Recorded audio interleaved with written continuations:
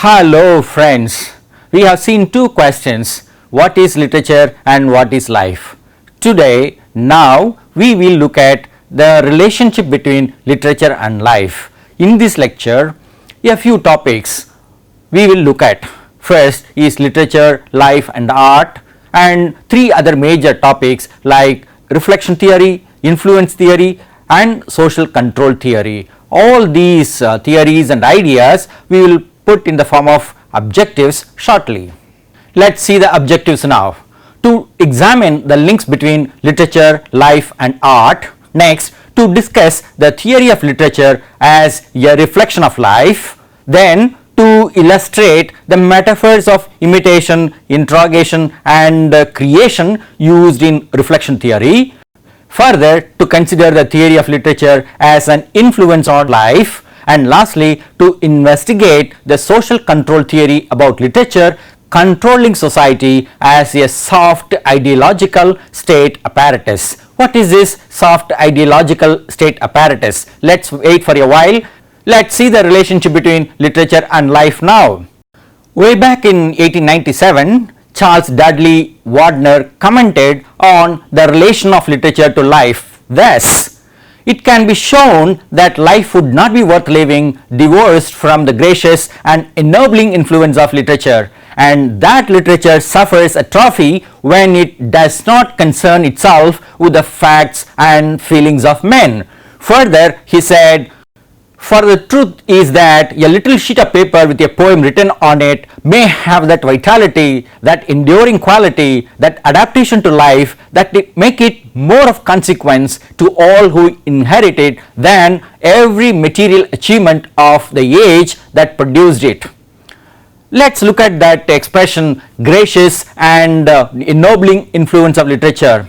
There is a belief by most readers that literature has a quality called nobility. It also has a quality called grace. Whoever reads it gets that quality in himself or herself. Similarly, just a sheet of paper with a poem with one line of quotation or so can have a lasting impact on a reader and change the course of life for that particular reader. So we can certainly believe that literature has a powerful impact on human beings.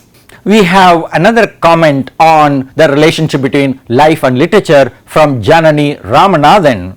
She says, life is a raw material from which the creative imagination of great writers generates works of fiction that are truer than life. Truer because they probe and reveal more deeply its real character. Life, no matter how disguised as fiction, is the reality they portray in people and events. Further, she says, great literature reveals the character of life itself with a capital L. It's not just about the mineral life, the vegetable life, the animal life or the human life. It is about the whole of cosmic life that literature deals with. Moreover, literature that is true to life offers intuitive knowledge about human nature rarely found in textbooks of psychology, history or biography. That's why we keep on going to literature again and again. That intuitive knowledge about human nature is very valuable for us, which we cannot get otherwise. Moving beyond literature and life, we connect it with art through Arnold Weinstein's comment in A Stream Goes Through the House. He says, literature and art live in these two ways. How? As a blood stream that connects us to the world, as a mirror of our emotions, and as magic script that allows us both to sound our own depths and also to enter the echoing storehouse of feeling that goes by the name of Sophocles, Shakespeare, Dickens, Edward Munch, Proust and all the great writers and artists whose work exists to nourish us. I see the great books as a feast for the heart. That's what Arnold Weinstein says. You can see from the highlighted words, literature is something like a bloodstream, it's something like a mirror of our emotions, and also it is a magic script that allows us to see so many things which we cannot see otherwise. And where do we find them? In great writers like Sophocles, Shakespeare, Dickens. Munch is an artist, actually a Norwegian artist and Proust, a French novelist, and other great writers in different countries. All of them nourishes. This metaphor of nourishment is important for us because we have to think about the mind, the soul, the heart, which grows in us to develop us into a noble human being. Now let's start with reflection theory. What does it say? It says literature is a reflection of life, it is a mirror of life, it is an imitation of life, or it is a representation of life. These are the words that are commonly used in reflection theory. It is best represented by Plato from Greece and many other critics. Even today they say literature is a mirror of life or literature is a reflection of life. Now there is a problem with this. Does it really reflect life as it is, or does literature present life as an ideal life? What is a process that happens in the process of reflection? And some say that literature is a distortion life, far from actual and the ideal life that we can imagine. That's why some writers like Plato, they banned literature from the republic, the common republic that they imagine. Let's see these metaphors in much more detail now. Imitation of life is a common metaphor that is used in realistic literature. Whatever form of literature it may be, mostly in a novel, this is often considered to be realistic. Literature produces an illusion or an imitation of life. Literature reflects the whole gamut of life like economics, family relationships, climate and landscape, attitudes, morals, races, social classes, political events, wars, religions, and many other more detailed aspects of environment and social life. It means literature doesn't leave out any aspect of life from its domain. Further, literature embraces a wide variety of subject matter representing settings, behavior patterns, and ideas in their complex relationships. We are much more interested in the complex relationships that are presented in literature so that we can learn something about our own relation to the world and ourselves. Moreover, literature is a record of social experience, an embodiment of social myths and ideals and aims, and organization of social beliefs and sanctions. What is acceptable, what is not acceptable, what are the general beliefs, what is the way of life, everything we can learn from literature.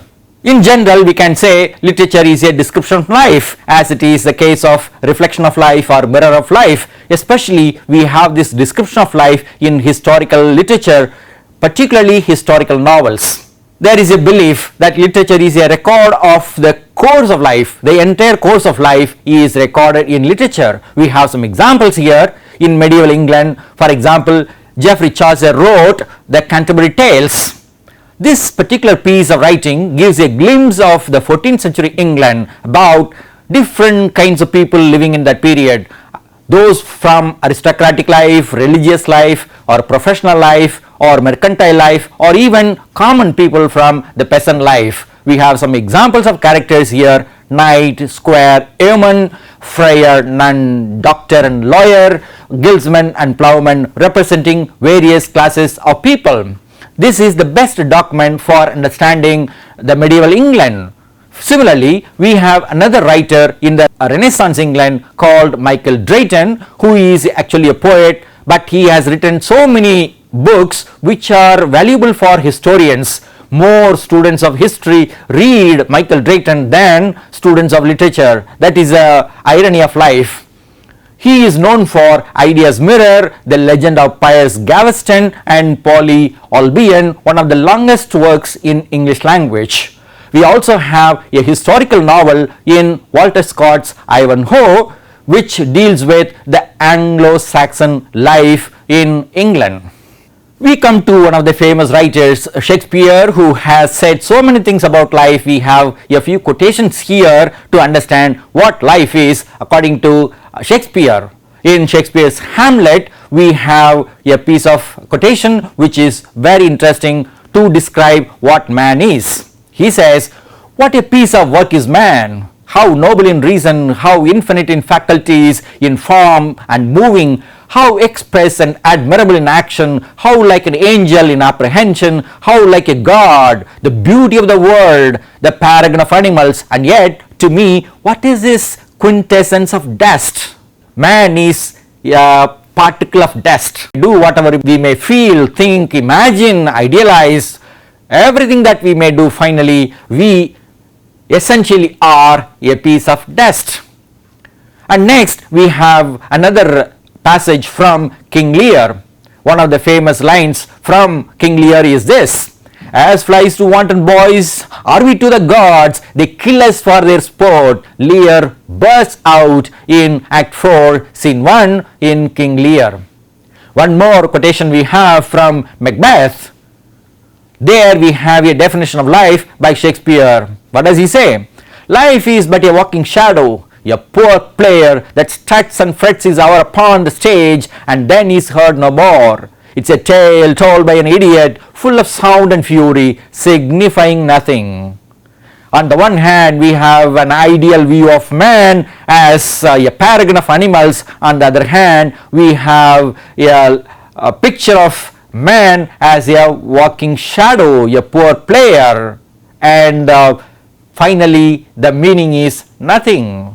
So whether we have great meaning or no meaning, it all depends on our attitude to life. Shakespeare, being a great writer, reflected so many aspects of life for us. That's why we keep on going to him again and again. In the 20th century, we have a famous novelist, Virginia Woolf. She also has said something about life. She says, life is not a series of gig lamps systematically arranged. Then what is life? Then she says, life is a luminous halo, a semi-transparent envelope surrounding us from the beginning of consciousness to the end. Individual consciousness or collective consciousness, it can probably include both. The consciousness of human being right from the beginning to the end, which is yet to come. She says this from a room of one's own. It's such a beautiful passage. It is often quoted in literature to give an idea of what literature is. Let's repeat it. Life is not a series of gig lamps systematically arranged. Life is a luminous halo, a semi-transparent envelope surrounding us from the beginning of consciousness to the end. That's why Virginia Woolf is considered to be one of the greatest artists that we have in English literature. Literature reflects life, and some literature interrogates life while reflecting on life. For example, we have something called dystopian literature. It may have a bleak view of literature. So in Samuel Beckett's Waiting for Godot, we have a very interesting sentence. A character asks, what are we doing here? That is a question. What are we doing here? By all our life, living, sleeping, eating, attending college, studying, doing some work, what are we doing here? That is a question. Do we know what are we doing here? That's a big question. And being an absurd play, it may say that there is no meaning, but then we as readers want to find out some hope in living. That's why Samuel Beckett was awarded Nobel Prize. Let's go back to 19th century American poet Emily Dickinson. She has a poem called I Am Nobody. I am nobody, who are you? Are you nobody too? Then there is a pair of us. Don't tell, they would advertise, you know. Dickinson asks such difficult questions. I am nobody, you are also nobody, then who are we? Are all human beings nothing? That's a big question she addresses in her short poem, I am nobody. And then let's come to our own Indian context, where we have a play by Girish Karnad called Tughlaq. There is a beautiful sentence at the beginning of the play. There a character asks, God, what's this country coming to? At every stage of our life, we will be asking such question, what is man coming to? Our activities border on so many unacceptable negative ways of life, and then one tends to ask, what is this country coming to? And that means, what is man coming to? As part of this reflection of life, we also have some reformations and revolutions of life by great writers like Dickens. So we have a special attention to Charles Dickens from British literature. He was a voice against the unjust practices of the society of his times. He was flabbergasted by the exploitation of the poor working class people in his own times. He wrote many novels, and some of them are here, like Oliver Twist, David Copperfield, Bleak House, Hard Times. All these writings contributed to an awareness of the problems of the poor and steps towards their alleviation and mitigation. There is a beautiful quotation from Oliver Twist here, just a poignant statement which would touch the heart of everybody who reads it. "Please, sir, I want some more." The character Oliver tells Mr. Bumble to give one more ladle of gruel to him to fill his stomach. These hungry people, the helpless people, the poor people drew the attention of Charles Dickens that time, and so he wrote about their sufferings. When these writings reached the public, they raised some furor, and then some steps were taken by the government to reduce their difficulties. That is how literature can function as a reflection of life and also as bringing about some change in society. Let's go to the other part of the world, that is US. There also some revolutions happened. Specifically, we can use that word protest literature or life changing literature or society changing literature. We have quite a few of them here in American literature. It all began with this anti-slavery or anti-racist movement in one of the novels called Uncle Tom's Cabin by Harriet Beecher Stowe. It is considered to be a monumental work of art in American literature. Similarly, we have another novel called The Jungle by Upton Sinclair. It is about anti-packaging meat business in the US. It changed the business model in America. We have one more novel called The Naked and the Dead by Norman Mailer, who wrote about anti-war movements in his lifetime. And further, we have Maya Angelou writing about patriarchal oppressions in phenomenal woman, in addition to racial differences in her poems and her autobiographies. So we give this as an example of anti-patriarchal voices for the equality of women. Whether it is general society or whether it is particularly about a racial problem or a common problem, society has problems and literature deals with such problems, and literature may not directly give some solutions, but when it discusses these problems, it draws attention of the people to alleviate the problems of human beings. Now, beyond this, some kind of literature, new kind of literature also can be created by authors. This is called Utopian literature, something idealistic, something bordering on real life which is possible. That's why the possibility, the dream of possibility is presented in literature. We have a good example in Aravind Adiga's novel The White Tiger, which won the Booker Prize in 2008. This is a cinematic story of Balram Halwai rising from a backward place and society to an advanced place and society. He writes a letter to the Chinese premier Wen Jiabo telling about the way in which he grew up in India to become an entrepreneur. The main character in this novel commits a murder to become a great entrepreneur, and he doesn't feel so much of guilt in this novel. That is a source of difficulty in this novel. However, this novel is considered to be one of the great novels for us. There is a question that we have to address with reference to this novel. Is a regular bribe to the police a ladder to success in society? Because the main character Balram gives bribe to police officials to continue his job as an entrepreneur without facing any difficulties, without facing the problems of the police. So what do we suggest through this kind of story? That's a big question we have to consider. A new kind of life is presented to the public from this novel Aravind Adiga's The White Tiger. Now let's move to this next theory called influence theory. Literature reflects life. Literature influences life. These are the 2 points that we have to understand, and combining these two, we can say literature and life mutually influence each other. literature influences life and society as literature shapes society. There are two directions, one may be positive, another may be negative, but both aspects happen. It may not have the same effect on all readers, but something happens. Therefore, because of the differences among readers, we find that the effects are different depending on the individual background and needs. Plato was concerned about the negative influence of literature. That's why he commented that literature should be banned from society, and that kind of lineage is found in the church and the state, and now we have censorship or censor board. Whatever is not acceptable, they don't allow in literary writings or even films today. Literature is considered to be the crowning achievement of civilization. We have a quotation to underline this idea. The fine arts are an indispensable foundation of congruity of feeling or social solidarity between individuals and peoples.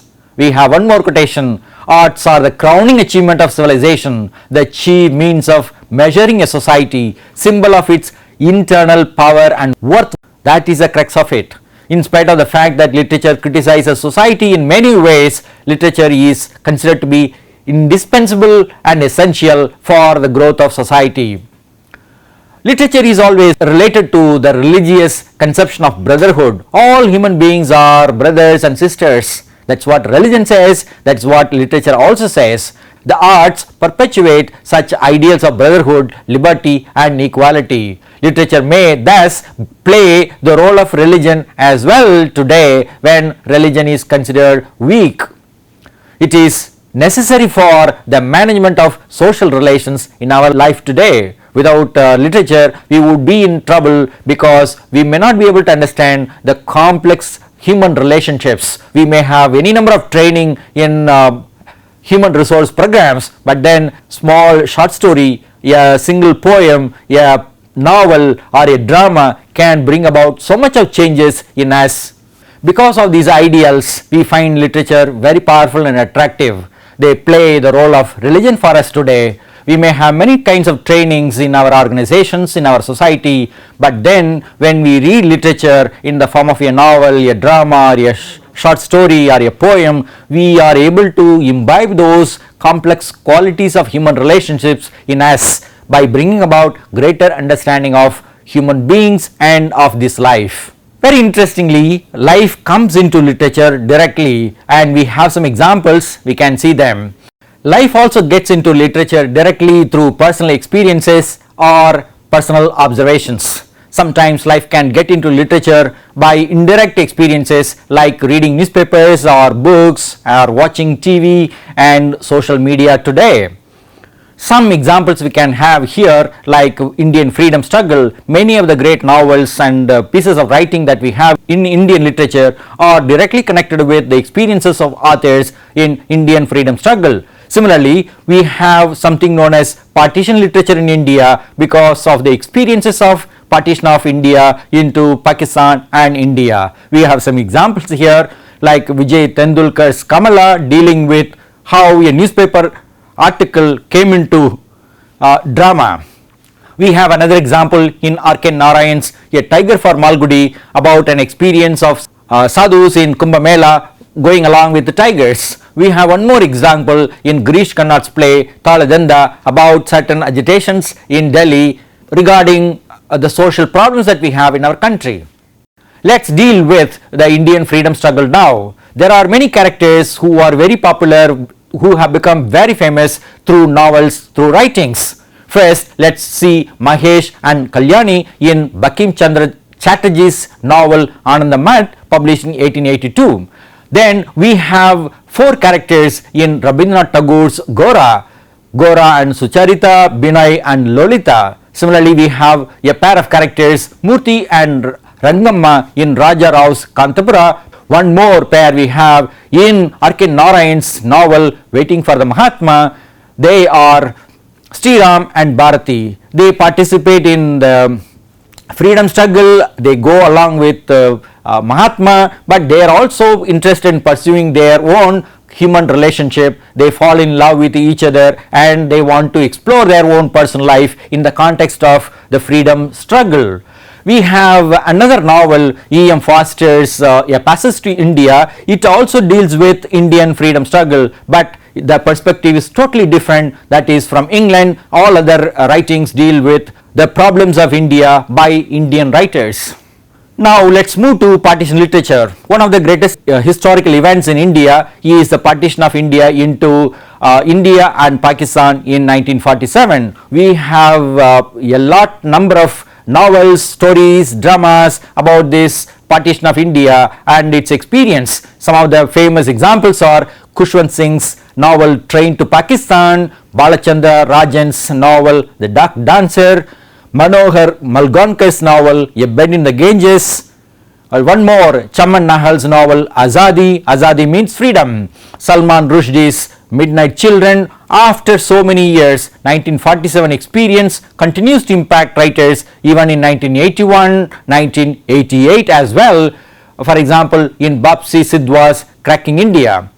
Further, in 1971, Pakistan was divided into East Pakistan and West Pakistan. Here also we have that experience in one of the famous novels called The Shadow Lines by Amitav Ghosh. Such experiences, historical experiences causing turbulence, dislocation, distress for people get into literature. Where will they go? They have to find some expression in the form of writings, films, plays and so many other things. Vijay Tendulkar's Kamla is an example of a play in which some newspaper writing can get into. This drama is based on the expose by the journalist Ashwin Sarin. In 1981, the Indian Express carried some news item about women trafficking or purchase of women in India. The journalist Ashwin Sarin bought this woman Kamla at a market in Dholpur and he paid rupees 2,300. Then he presented this idea to the world in a press conference in Delhi that women are for sale.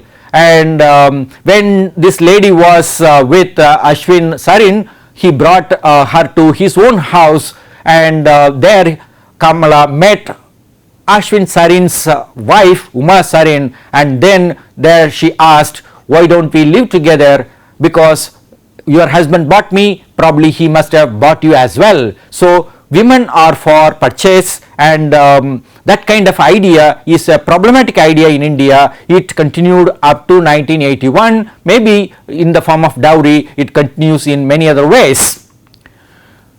Now this particular idea got into Tendulkar's play Kamla, published in 1981. We have a fictional character called Jai Singh Jadhav, a new generation journalist. He married one lady called Sarita, and at that time he paid, or he received the amount of rupees 700 in the form of dowry, and later as a journalist he bought this woman Kamla for rupees 250. He also presented her in a press conference and then brought her to his house, and there was a friction within the family because of these two women coming together, and the conflict between old journalism and new journalism is represented through the characters of Jai Singh Jadhav and Kaka Saheb, who is an old journalist.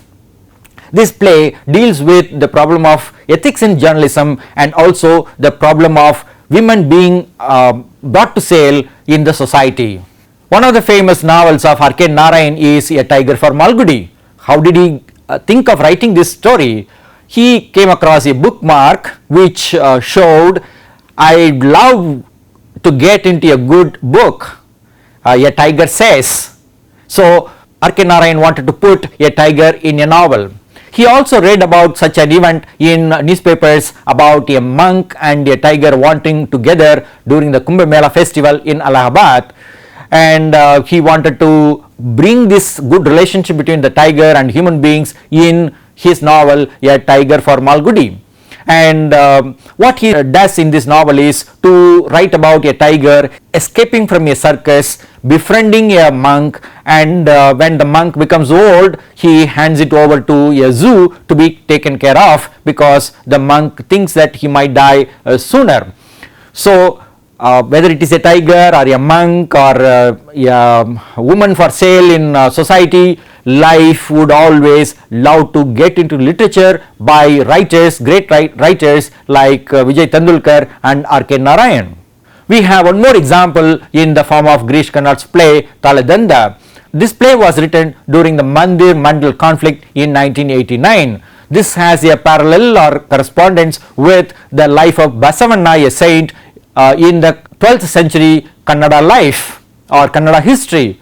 It deals with the socio-economic conditions of the society of the time in relation to what is happening in the 20th century. Play deals with the religious and social networks controlling the society, and that's where this drama becomes very important. Girish Karnad himself has said why he has written this story in his play Danda.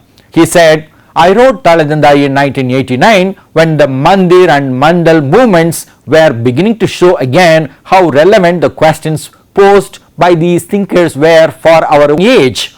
The horror of subsequent events and the religious fanaticism that has gripped our national life today have only proved how dangerous it is to ignore the solutions they offered. Basavanna offered an economic, social, political solution at that time, but we ignored it, and then we continue to face problems of society even today.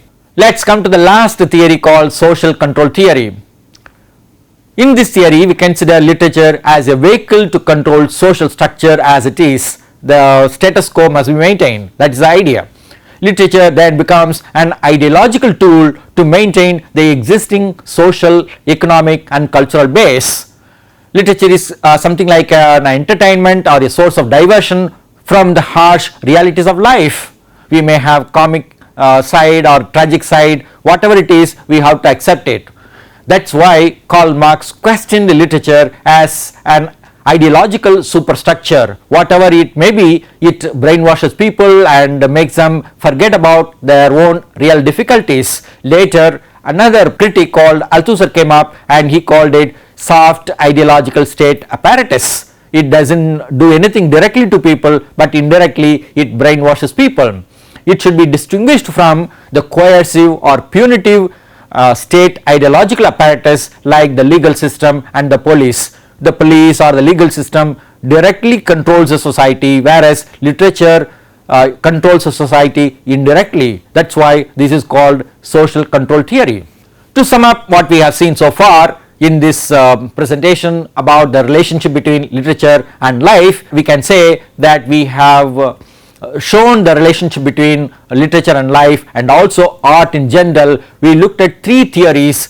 One is called reflection theory, another is called influence theory, and one more is called social control theory. Under reflection theory, we looked at major metaphors like imitation of life, description of life and interrogation of life. Further, we went on to discuss historical literature, utopian literature and dystopian literature. We also specifically focused on Shakespeare's views on life, which are always appealing to us. When it came to influence theory, we saw how literature and life together mutually influence each other. And lastly, we find that literature is used as a form of control of people by the government or by the society in some way or other. So there is a way in which we are directed to live our life, and there is a kind of channel beyond which we cannot go. However, literature can be subversive, and in many cases we saw one example in the case of Dickens, we saw another example in the case of Uncle Tom's Cabin, and there are many pieces of literature which are subversive overtly or covertly, and they try to tell us to live our life in a world where all of us can live peacefully, happily, harmoniously. We have some references. Let's see them now. Here are these references. I am sure you will find them useful to pursue your interest in understanding the relationship between literature and life. Thank you.